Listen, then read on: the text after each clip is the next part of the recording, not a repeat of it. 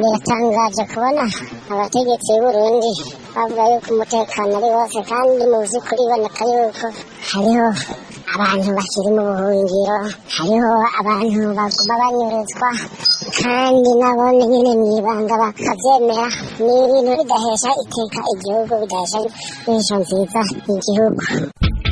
Imvugo nyene yabo ya politike, ariko gusa iki byose muri ivyo nuko nabo nyene mu mwanya uza wumva muri bo umwe ngo yabuzwe irengero ngo bamugiriye nabi. Twebwe rero ivyo ntibidutangaza kuba w'igihugu biriko baravuga gutyo canke n'izindi ndongozi. Turabizi neza yuko uko kuboreza igufa abantu, uko kwica abantu canke kunyuruza abantu ni umugenzo kuva kera, nta gitangaza rero kirimwo.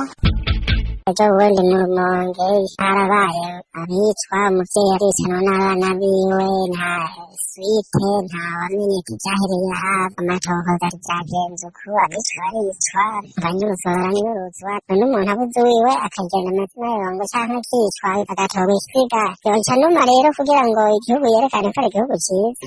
Oya, igihugu ntibe kiba ari ciza namba. Ibintu vy'amajambo bishikirizwa uko kweri, mugabo sivyo. Dufise abategetsi ahubwo tuvuga ati nimbara babishigikiye.